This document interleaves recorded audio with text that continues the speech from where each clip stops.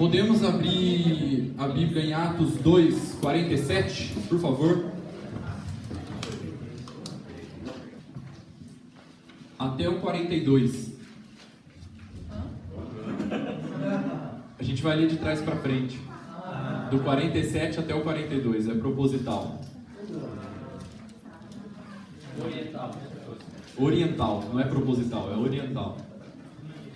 Atos 2, 47 até o 42 diz assim: louvando a Deus e contando com a simpatia de todo o povo, enquanto isso acrescentava-lhes o Senhor dia a dia os que iam sendo salvos. 46. Diariamente perseveravam unânimes no templo, partiam pão de casa em casa e tomavam as suas refeições com alegria e singeleza de coração. Vendiam suas propriedades e bens, distribuindo o produto entre todos à medida que alguém tinha necessidade. Todos os que creram estavam juntos e tinham tudo em comum.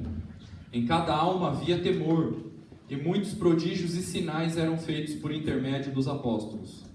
E perseveravam na doutrina dos apóstolos, e na comunhão, no partir do pão e nas orações. Amém.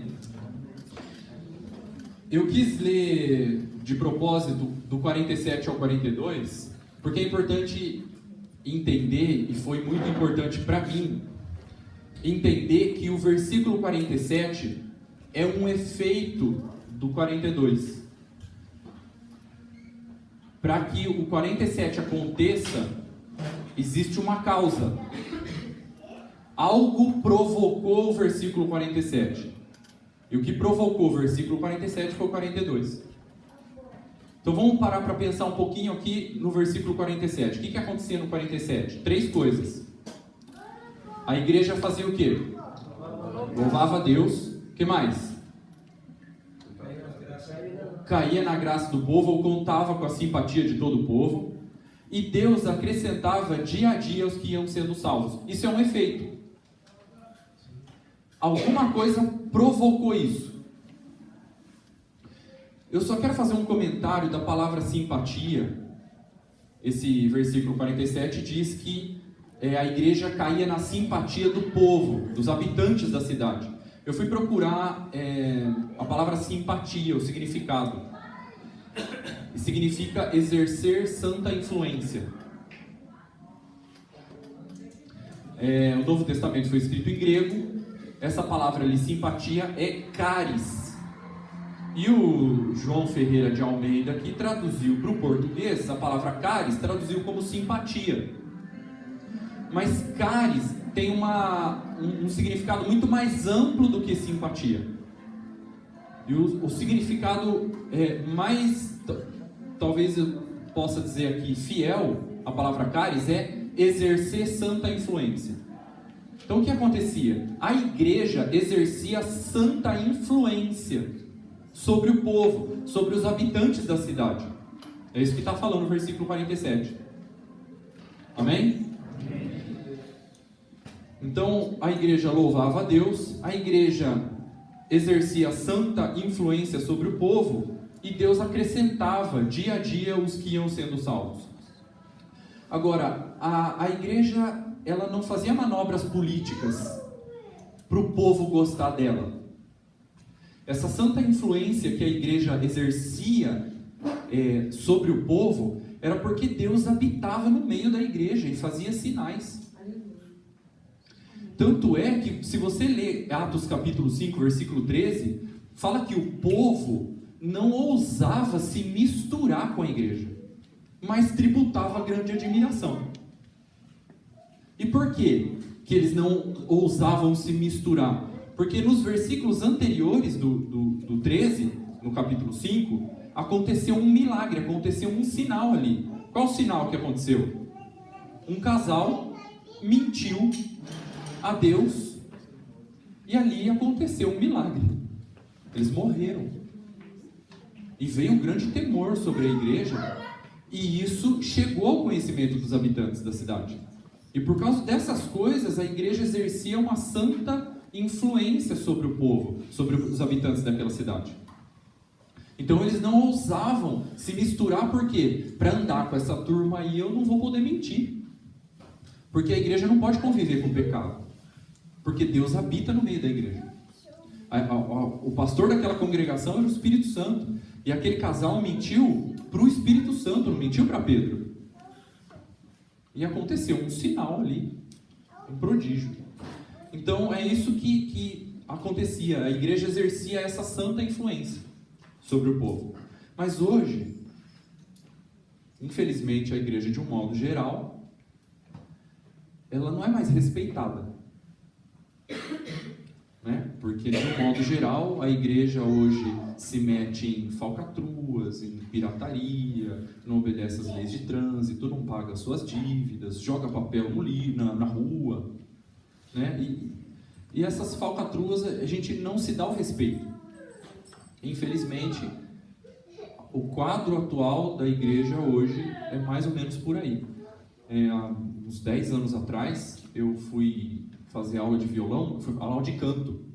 E eu achei um professor lá em Bauru, e fui pedir para ele me dar aula de canto, né? A gente combinou 4 aulas por semana. Eu perguntei para ele, 4 aulas por mês, uma aula por semana.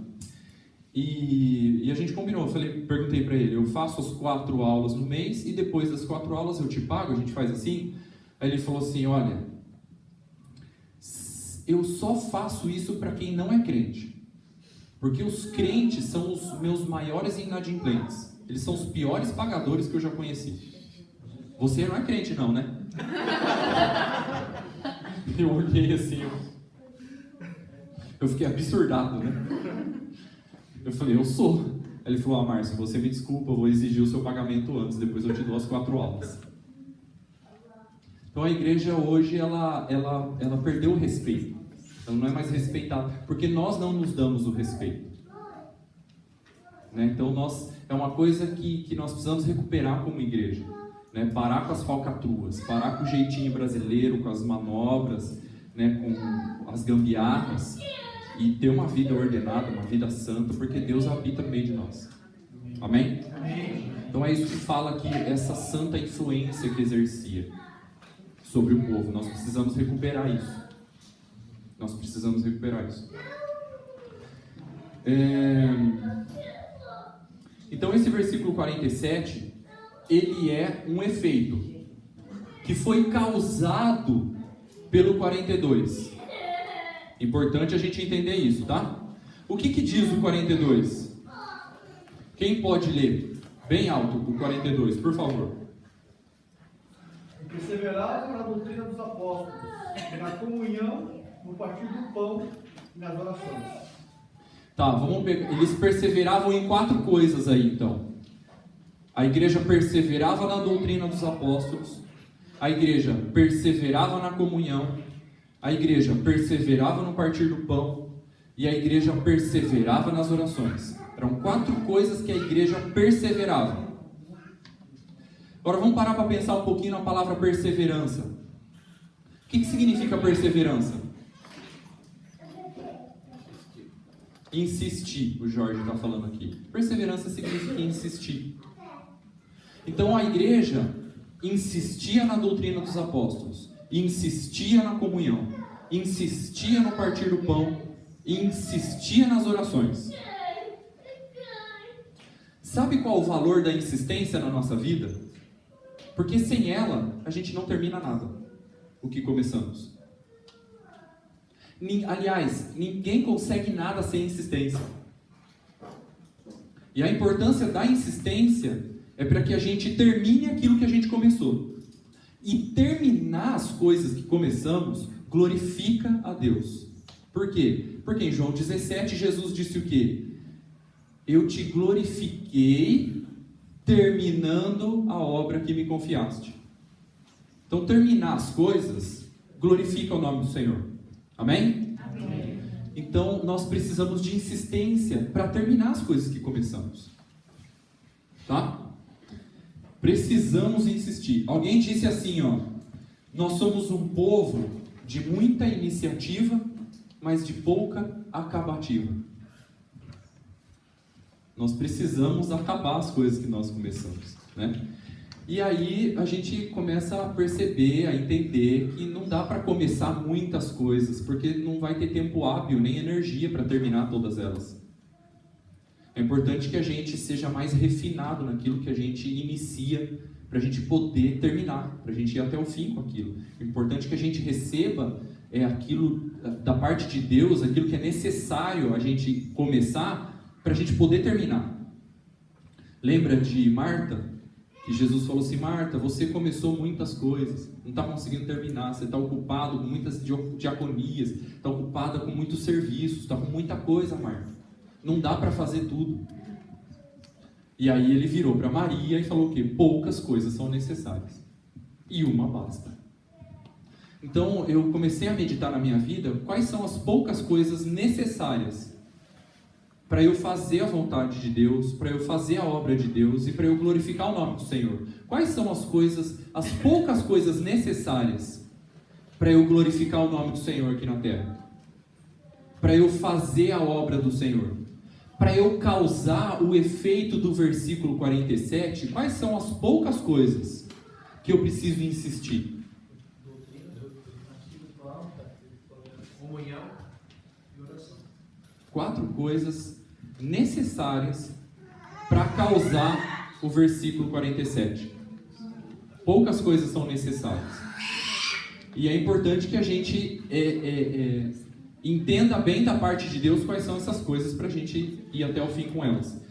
Eu aprendi a definição da palavra diligência. Eu aprendi uma definição diferente da palavra diligência. E a definição que eu aprendi é a seguinte: diligência significa você ir até o fim e fazer bem feito. Entenderam? Fazer até o fim e fazer bem feito. Diligência não é fazer até o fim de qualquer jeito. E nem fazer bem feito, mas não fazer até o fim. Diligência é fazer até o fim e fazer bem feito. Eu experimentei isso na pele quando eu estava traduzindo o livro do Jorge Mitian, chamado Curados pela Palavra, um livro de 260 páginas, 16 capítulos. Eu tinha 2 meses para traduzir esse livro. Eu estava trabalhando na época numa empresa de tecnologia, e eu colocava para despertar às 4 horas da manhã, eu ficava até às 6:30 da manhã traduzindo o livro, todos os dias. E me dava muita vontade de parar. Mas eu já tinha iniciado, né? Já tinha começado. E outra, eu não estava fazendo para o Jorge Mitian, eu estava fazendo para Deus. Então tem que fazer bem feito, porque o padrão de qualidade é dele, né? Então ali eu experimentei na pele insistir. Eu tive que insistir, porque eu pensei em desistir várias vezes de traduzir aquele livro. Foi difícil, não foi fácil. Eu traduzi do espanhol para o português. Então essa definição de diligência foi muito preciosa a aprender na minha vida, porque eu aplico em várias coisas. Amém? Isso é insistência, isso é perseverar. Tá? Então, primeira coisa que nós precisamos insistir, que o versículo 42 fala. O que é? Na doutrina dos apóstolos. Nós precisamos insistir na doutrina dos apóstolos. Eu queria fazer uma pergunta para os irmãos que não estiveram ontem à tarde lá na reunião, tá? Por favor, deixa os outros irmãos ter a oportunidade de pensar para responder. Eu queria fazer uma pergunta para vocês.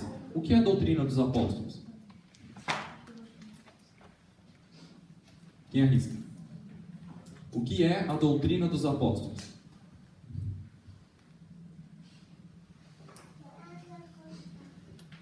Ninguém vai arriscar? Efésios 2:20 responde essa pergunta. Quem pode ler Efésios 2:20? Ali vai responder qual é a doutrina dos apóstolos. Quem pode ler Efésios 2:20, por favor? Edificado sobre o fundamento dos apóstolos e dos profetas, de que Jesus Cristo é a principal pedra de esquina. A doutrina dos apóstolos tem uma pedra de esquina.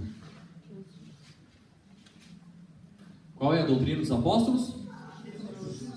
Acabamos de fazer um treinamento aqui sobre a doutrina dos apóstolos. A doutrina dos apóstolos, irmãos, não é um conjunto de ensinamentos. A doutrina dos apóstolos não é um costume, não é uma tradição, não é uma prática. A doutrina dos apóstolos é uma pessoa. Uma pessoa. E essa pessoa é Jesus. Nós precisamos insistir nessa pessoa. Atos 2:42 fala que eles perseveravam em seguir essa pessoa. Amém? Amém. Importante a gente entender que nós não estamos seguindo o modelo de igreja. Nós não estamos seguindo o modelo de igreja. Nós não estamos seguindo uma doutrina, um conjunto de ensinamentos, um costume, uma tradição, uma filosofia de homens. Não estamos indo atrás disso. Nós estamos indo atrás de uma pessoa. Nós acabamos de ver aqui quem é essa pessoa. Essa é a doutrina dos apóstolos. A doutrina dos apóstolos é uma pessoa. Amém? Se você ler 1 Coríntios 3:11, Paulo fala assim: ninguém pode lançar outro fundamento, além do que já foi posto, que é uma pessoa. Então a igreja, ela não é edificada sobre um conjunto de doutrinas, a igreja não é edificada sobre um conjunto de regras, a igreja não é edificada sobre uma tradição, sobre uma filosofia, sobre uma ideia, sobre uma visão, sobre uma revelação, sobre um conhecimento, sobre um entendimento, sobre uma compreensão. A igreja é edificada sobre uma pessoa, e essa pessoa é Jesus. Ninguém pode lançar outro fundamento. Já foi lançado e nós vamos edificar em cima dessa pessoa. Amém? Amém. Se a gente lê com atenção as epístolas de Paulo, do autor de Hebreus e de João, você vai perceber que esse é o assunto dos apóstolos. Jesus é o assunto deles. Por exemplo, vou citar alguns aqui bem rapidinho. Em Efésios 1, Paulo fala assim: Deus nos desvendou o mistério da sua vontade. Efésios 1:9. No 10 ele fala qual é o mistério da sua vontade: de fazer convergir em Cristo todas as coisas. Se você ler Colossenses 1, do 13 em diante, Paulo vai falar assim: Jesus nos libertou do império das trevas, nos transportou para o reino de Deus, ou da luz. E em Jesus nós temos a remissão, o perdão dos pecados. Em Jesus nós temos a redenção. Jesus é a imagem do Deus invisível. Jesus é o primogênito de toda a criação. Jesus tem a primazia. Jesus é o cabeça. É o assunto dos apóstolos. Se você ler Hebreus 1, ele fala lá, o autor de Hebreus, que Deus falou de muitas maneiras pelos profetas, mas nos últimos dias nos falou pelo Filho. Se você ler 1 João capítulo 1, ele fala assim: o que nós vimos, o que nós ouvimos, o que os nossos olhos contemplaram, o que as nossas mãos apalparam, que é o verbo da vida, nós anunciamos para vocês, para que vocês tenham comunhão conosco, e a nossa comunhão é com seu Filho. Você vê que esse é o assunto dos apóstolos. Amém? Jesus é o assunto deles, e nós precisamos insistir nisso. Esse texto de Atos 2:42 fala que a igreja em Jerusalém insistia nessa pessoa. E você vai ver que nas epístolas o assunto continua o mesmo. Amém? Por isso que é importante a gente enfatizar o que os apóstolos enfatizaram. E eles enfatizavam a pessoa de Jesus. Nós não precisamos enfatizar outras coisas. Jesus é suficiente. Amém? A confusão começa quando nós desviamos da doutrina dos apóstolos, ou quando nós começamos a nos afastar disso em procura de outras coisas. Por isso que Jesus é o caminho, e ninguém vem ao Pai se não for através dele. Ele é a doutrina dos apóstolos. ele é a ênfase dada por Paulo, Pedro, Tiago, João. E essa é a nossa ênfase. Nós precisamos insistir nisso. Nós não vamos parar com esse negócio até a eternidade. Amém? Nós vamos insistir nisso. Sabe por quê que nós temos que insistir na pessoa de Jesus? Além dele ser o caminho que nos leva a Deus, ele é um fator de unidade entre a igreja. Sabe por quê? Porque unidade não é um acordo de regras religiosas. Viver em unidade não é entrar em acordo com o próximo a respeito de nossas regras religiosas. Isso não é unidade.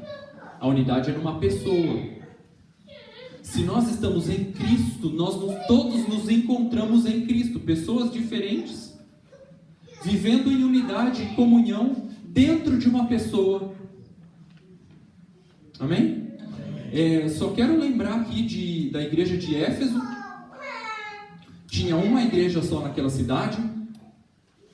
Só que aqueles discípulos que tinham sido batizados, eles tinham duas culturas, eles eram mesclados. Alguns eram judeus e outros eram gentios. Eles tinham práticas diferentes, eles tinham culturas diferentes. E alguém naquela cidade teve a ideia de dividir a igreja em duas. Vamos fazer uma igreja dos gentios e uma igreja dos judeus. E Paulo, por isso que Paulo escreveu Efésios. E ele escreveu lá assim: olha, Jesus na cruz, de ambos povos, ele fez um só corpo em Deus. E aboliu a inimizade. E reconciliou os dois em um só novo homem. O que ele está falando ali? Que Jesus na cruz já fez a unidade. Então nós não precisamos produzir a unidade, fabricar, promover. Jesus já promoveu a unidade na cruz. Nós só precisamos andar nisso. Por isso que é importante insistir em Jesus, porque nele nós todos nos encontramos em unidade. E pessoas diferentes convivem juntos, em amor, em comunhão. Amém? Quantos estão entendendo? Amém. Glória a Deus. Você lembra de Atos 26, 19? Paulo fala assim: eu não fui desobediente à visão celestial. Qual foi a visão de Paulo? Uma pessoa. Não foi uma compreensão, uma profecia. Foi uma pessoa, ele viu Jesus. Essa foi a visão de Paulo. E aquilo cativou Paulo, porque ele teve um encontro com Jesus, que é o caminho. E ele não foi desobediente a isso. Jesus é a visão. Ah, qual é a visão aí? Jesus é a visão. Amém? Amém. Eu gostaria de pedir para um irmão, só para a gente entender um pouquinho mais sobre a visão, queria pedir para alguém ler Atos 27 e 17, por favor.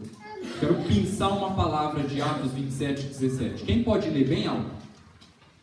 Levado este para cima, usado de todos os meios, cingindo na vida, temendo que fossem lançados à Sirte, arriaram os aparelhos e se deixaram levar. Alguém tem aí a tradução "e foram à toa"? Você pode ler, por favor? Assim foram à toa. Eu só quero pensar essa palavra toa daí, ó. Eu aprendi que toa, antigamente, era o nome da corda que rebocava o barco.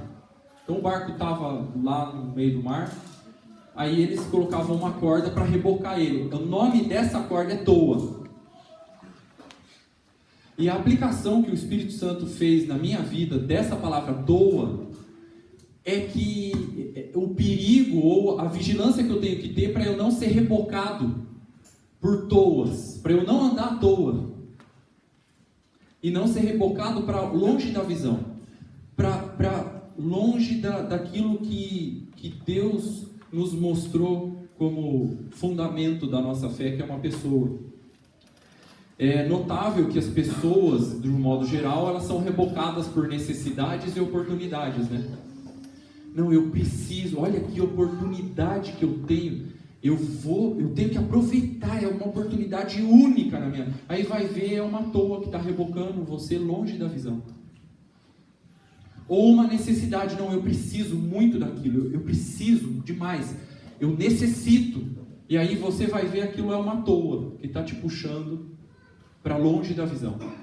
Andar à toa não é ficar parado, sem fazer nada. Andar à toa é andar rebocado por necessidades, oportunidades, coisas lícitas, que nos afastam da visão. Isso é andar à toa. Toa é uma corda que te reboca. Mas Deus não quer que a gente ande à toa. Amém? Amém? Deus quer que a gente ande pela visão que nós temos recebido. E a visão que nós temos recebido é uma pessoa, Jesus Cristo. Amém? Amém. Quer dizer para o irmão que está do seu lado, não ande à toa, meu irmão.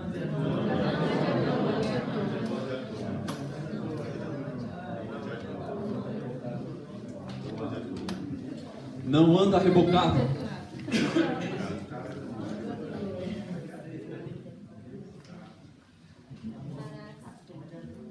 Sabe a diferença de visão e revelação? Visão é quando você tem uma paisagem aqui na sua frente e você vê a paisagem. Aqui, ó, você está olhando para ela aqui fora de você. Revelação é quando essa paisagem entra dentro de você e te conquista. Isso é revelação. Paulo falou em Filipenses 3, né? Eu prossigo para conquistar aquilo que me conquistou. Você, para conquistar, precisa ser primeiro conquistado. Se você for conquistado pela visão, você vai conquistar na visão. Nós precisamos ser conquistados pela visão. E para isso nós precisamos insistir. Porque uma hora essa ficha cai. Se não caiu ainda, cai. E se já caiu, nós precisamos insistir nisso. Perseveravam na doutrina dos apóstolos. A doutrina dos apóstolos é uma pessoa. Amém? Conhece a história do cachorro da lebre? Contei ontem. Tinha um fazendeiro na frente com o cachorro. E passou uma lebre na frente. E o cachorro viu a lebre. E saiu correndo atrás latindo, né? E os outros cachorros das fazendas vizinhas, que escutaram o cachorro latindo, saíram correndo, latindo atrás. Só que a caminhada é longa, né? A lebre é rápida. E os outros cachorros que estavam seguindo lá o primeiro cachorro foram desistindo da corrida. E o cachorro que viu a lebre, ele foi até o fim. Ele foi diligente. Ele foi até o fim e trouxe a lebre, né? Essa história eu li no livro do João Nelson Otto, Serviço dos Santos, que é um presbítero lá de Porto Alegre. E a moral da história que ele coloca ali é o seguinte, que o que vê a lebre, que tem uma revelação pessoal da lebre, ele vai até o fim e ele não vai esmorecer, ele não vai desistir. Agora, quem está seguindo esse caminho só por ouvir um cachorro latindo, vai desanimar, porque a caminhada ela é longa, mas ela é cheia de fé, cheia de alegria, cheia da força do Senhor, para quem vê a lebre. Para quem vê a lebre. Eu aqui só estou latindo, falando que tem uma lebre, mas é importante que você veja a lebre pela fé, pelos olhos da sua fé, pessoalmente, para que você saiba quem você está seguindo e por que você está seguindo e aonde que vai dar esse negócio. Porque aí, custe o que custar, você não vai desistir. Nós precisamos insistir na doutrina dos apóstolos. E a doutrina dos apóstolos é uma pessoa. Amém? Amém. Vamos acelerar esse negócio aqui. Segunda coisa que a igreja insistia. Qual que é? Insistiam na comunhão. Para a gente entender um pouco a comunhão, eu queria pedir para um irmão ler Hebreus 10, 26, por favor.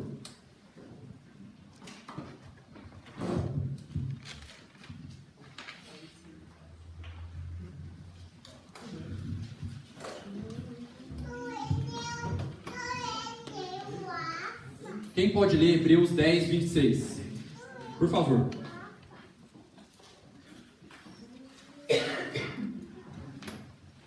Porque se vivermos deliberadamente em pecado, depois de termos recebido o pleno conhecimento da verdade, já não resta sacrifício pelos pecados, Então ele está falando aí, ó, se vivermos deliberadamente em pecado, já não resta sacrifício pelos pecados. E nos versículos seguintes, 27, 28, 29, ele vai falar ali as consequências desse pecado. Mas aí eu te pergunto, que pecado é esse?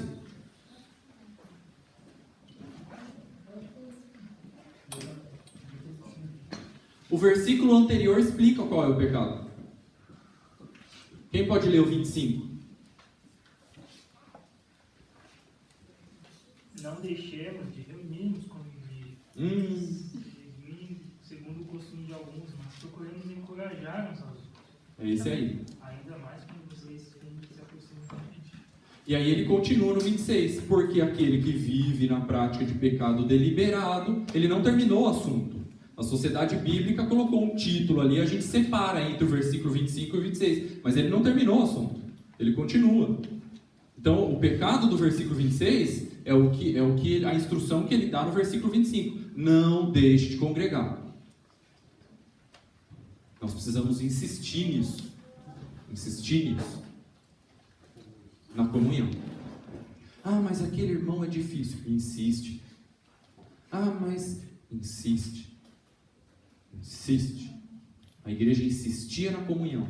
E essa insistência causou o versículo 47 que nós estamos atrás.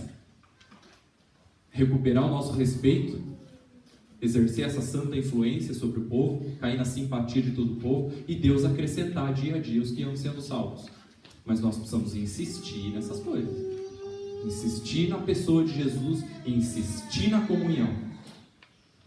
Então, o pecado deliberado que ele fala no versículo 26, ele explica no 25. Não deixe de congregar. O que é? Aquele que decide, não vou mais congregar. É um pecado deliberado, ele está decidindo.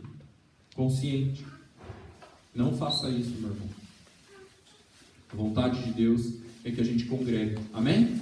Amém. Insista na comunhão.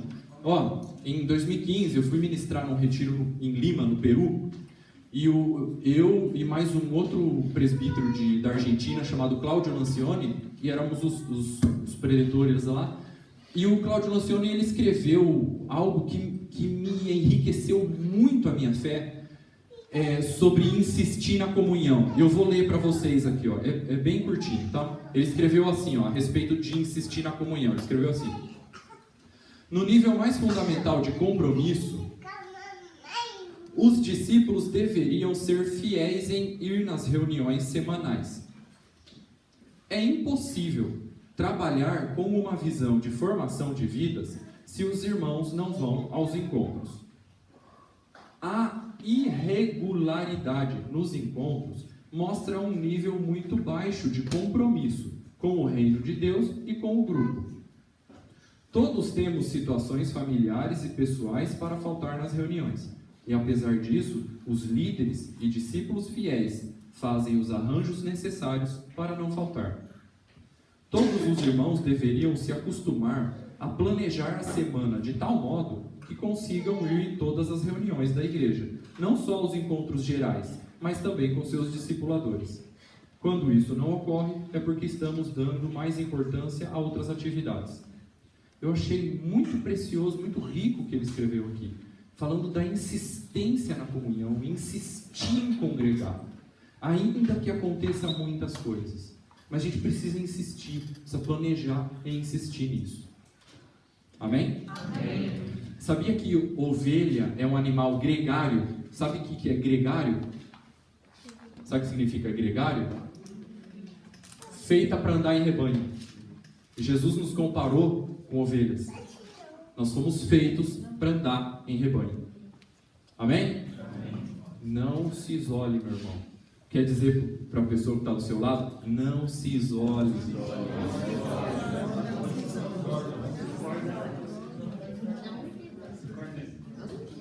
Uma ferramenta preciosa para insistir na comunhão é uma coisa chamada perdão. Perdão é uma ferramenta preciosa. E eu aprendi 3 classes de perdão que Jesus classificou o perdão em 3. Jesus condicionou o perdão. Jesus condicionou o perdão. O que ele falou em Mateus 6,14? Se você perdoar, vai ser perdoado. Se você não perdoar, o Papai do Céu não vai perdoar. Isso Jesus falou em Mateus 6,14 ao 15. É uma condição para você receber o perdão. Qual é a condição? Perdoar. Jesus também, ele colocou uma quantidade no perdão. Qual é a quantidade que Jesus colocou? 70 vezes 7. Jesus também colocou a qualidade do perdão. Sabe qual foi a qualidade que Jesus colocou no perdão? Do íntimo você perdoar. Isso está escrito em Mateus 18:35. Eu vou ler. Assim também meu Pai Celeste vos fará, se do íntimo não perdoardes cada um o seu irmão. Então é uma condição do perdão, a quantidade do perdão e a qualidade do perdão. A qualidade é do íntimo, tem que ser do íntimo. É a qualidade que Jesus colocou no perdão que nós temos que dar. Amém? Amém. Márcio, como é que faz para perdoar os outros? Insistindo. Insistindo. Insiste. Insiste que você consegue. Amém? Você pode tudo naquele que te fortalece. Amém. Você é uma nova criatura. Jesus está em você. Você vai conseguir. Amém?